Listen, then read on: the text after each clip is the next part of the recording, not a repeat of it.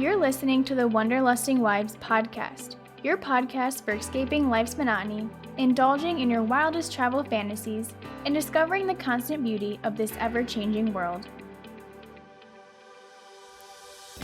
On today's episode, Juliana Joyce joins us to talk about how important it is to learn the history of where you're going and connecting with the people you're around.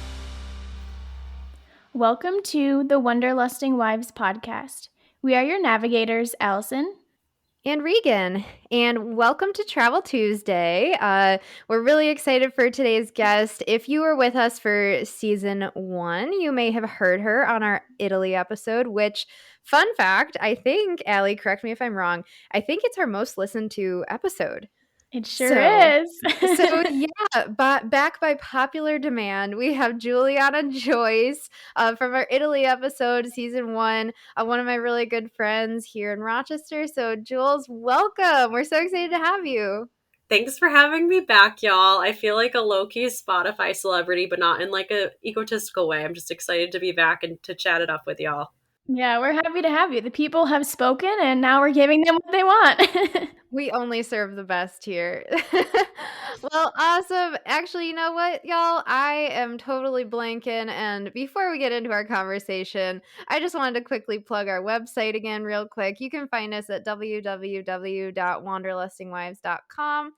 And again, you can find more information about us. You can find easy links to all of our episodes from season 1 and season 2. And then go ahead and sign up for our newsletter, because then you'll be able to hear about new episodes, any initiatives or programs that we're doing here at the Wanderlusting Wives. Allie, what's going on with social media?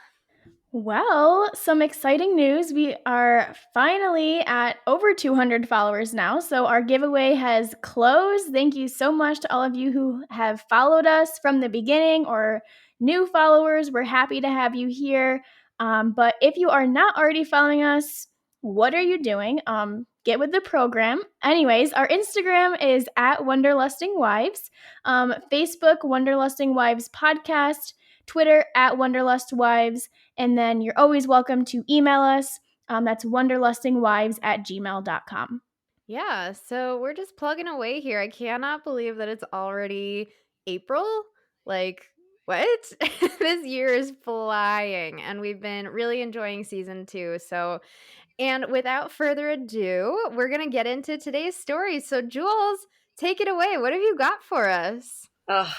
I had a lot of fun looking back at pictures to think about what stories I'd bring to you all. And like, I have a stack of like my old journals from like really the last like 5 or 6 years that are just filled with travel stories.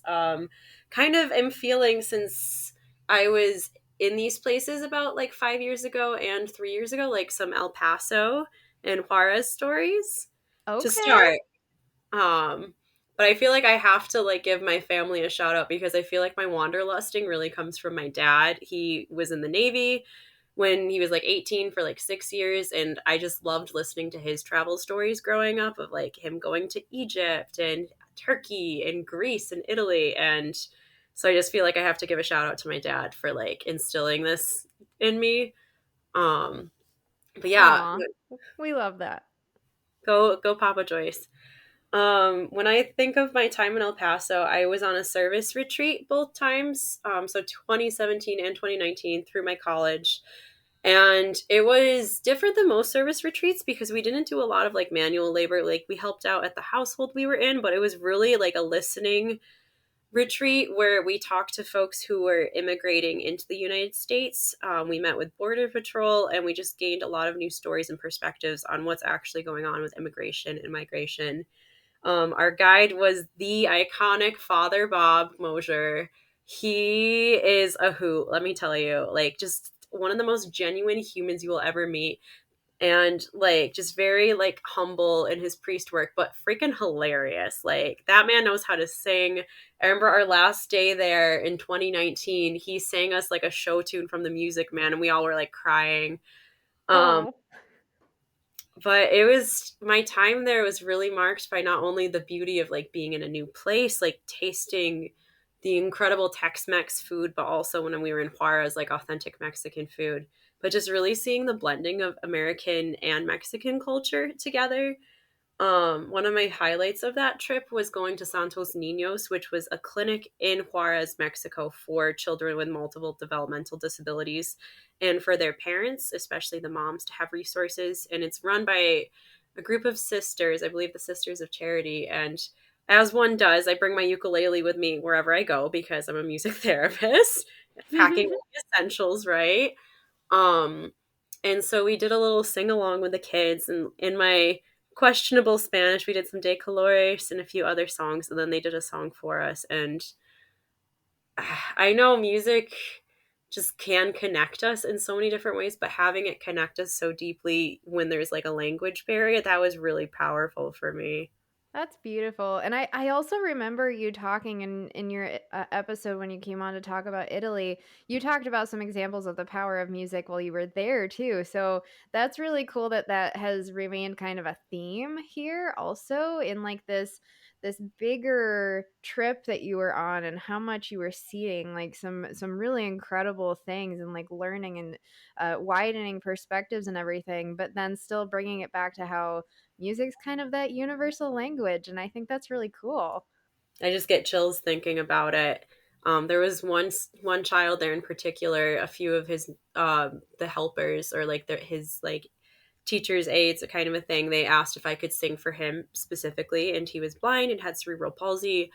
And I played just some simple chords and was vocalizing, and he was vocalizing very loudly, and I was just still like I'm still blown away by that moment because it really confirmed like okay, this is what I want to do, but also once again like regardless of how this individual moves through the world, we were able to connect with each other through music no matter how different we were.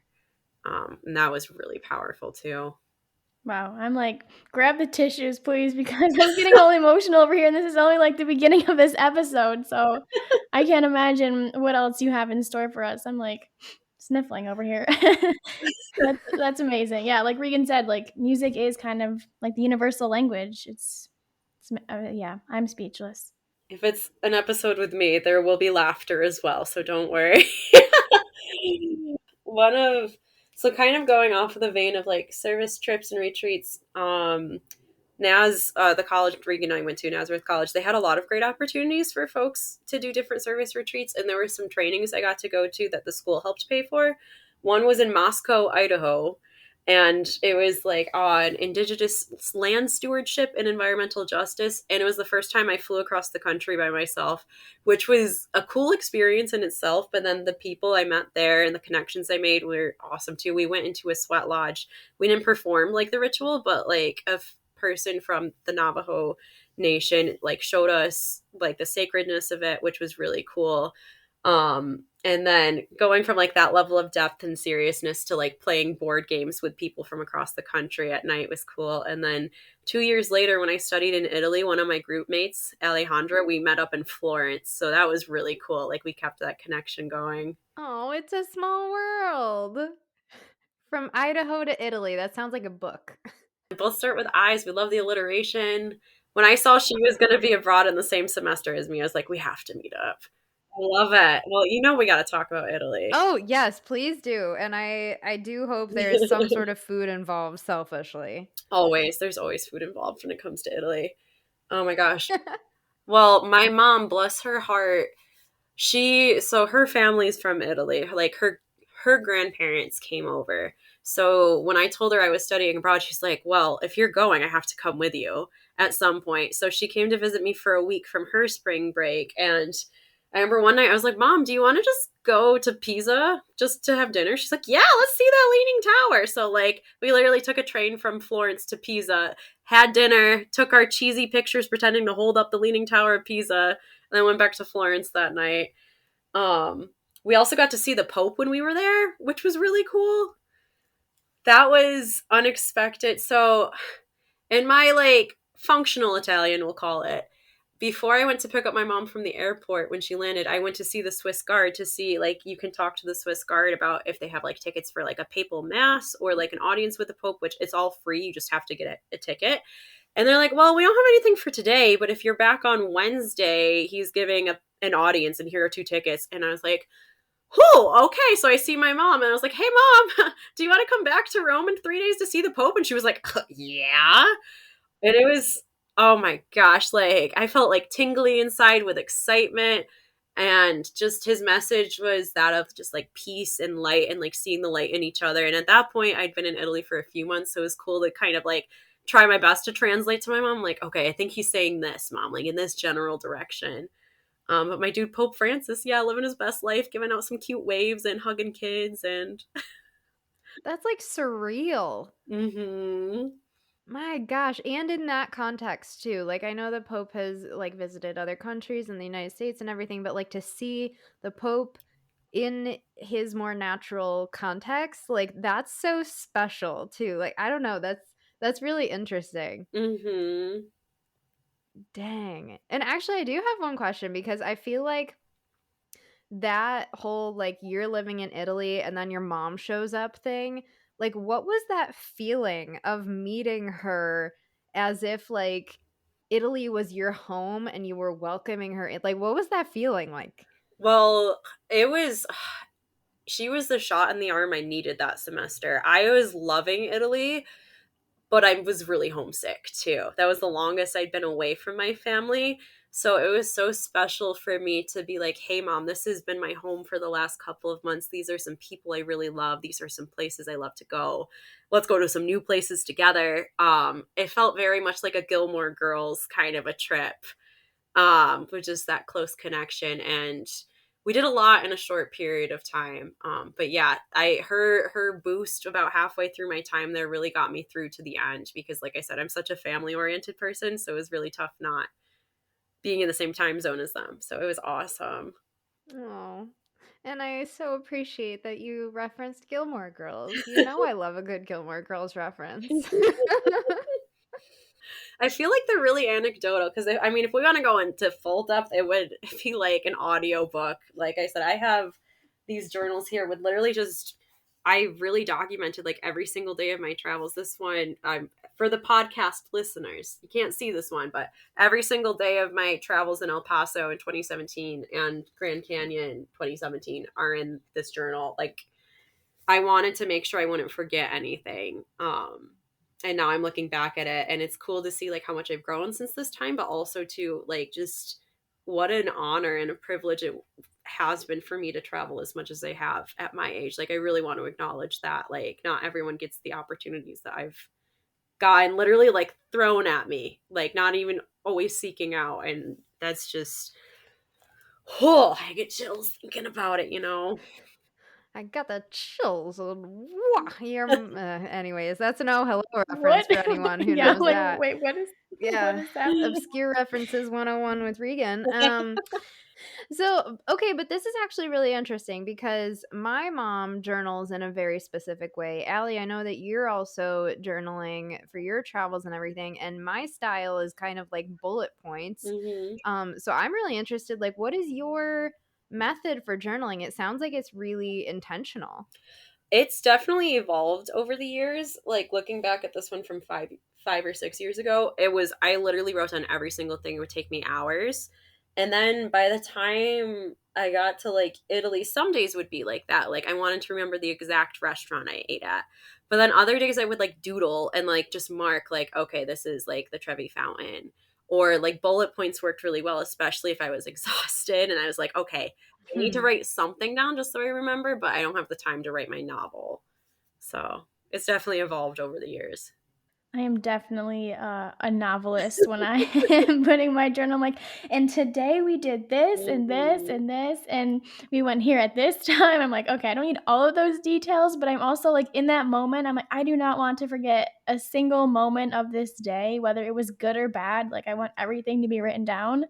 And then by then, I have a whole notebook for like a week long trip, and I'm like, let's tone it back a little bit next time, but it's hard not to. You don't know when you're going to go back to those places if you ever are going to, so Right. you don't want to miss anything. You want to remember those restaurants because good food, I'm sorry, but I kind of plan my traveling based on good food. So you got to remember. For sure. And now a quick word from our sponsor. Newsly is an all-in-one audio super app for iOS and Android. It picks up the most trending articles on the web on topics you choose at any given moment and reads them to you in a natural human voice. The entire web becomes listenable for the first time, all in one place. Browse articles from topics you choose and start playing. Stop scrolling and start listening. You can follow any topic as specific as you like, from sports, tech, business, science, Bitcoin, or even the Kardashians. It will find you the latest articles and read them to you aloud. And the best part, they have podcasts. Explore trending podcasts from over 80 countries. You can even find us there. I started using it as my default podcast app. They even have a digital radio. Download and use Newsly for free now at www.newsly.me or from the link in the description, and use promo code WIVES. That's WIVES. And you can get a 1-month free premium subscription. You can find all this information in our description from this episode. And now back to our episode. Yeah. And I also know, Jules, and you might have other stories, but I am interested to ask this just in conversation with you and everything. I know that you have like a passion for social justice and like you're really involved in that in our society and in your circles and everything. And I know that a couple of years ago you did a trip that was very like social justice minded, and the museums and the places you were going to. And I am interested to hear kind of like where is that kind of meeting point of that passion that you have and then planning those trips? Like how did that evolve and how was that meaningful for you? Mm-hmm. So I think, are you referring to when I went to Atlanta and I went to the museum for like civic and like human rights?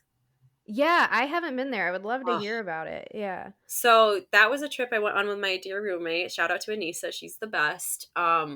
It was something we were both passionate about because we knew Martin Luther King Jr. had spent a lot of time in Atlanta with his ministry, and we knew it was a hub for like civil rights action. So like when we were already talking about Atlanta just in the preliminary stages of planning, we both were like, we want to dive more into the history and just what there is there. And it turns out there's this incredible museum. It's the National Museum for Civic and Human History, which we spent 3 hours there, and we could have spent like another 3 hours there. But just knowing who we are as humans, people who are very passionate for that kind of deep connection, but also even though the truth is hard and our history is really difficult to look back at, especially as a white person, we knew it was essential to our understanding, the depth of our understanding of the civil rights movement.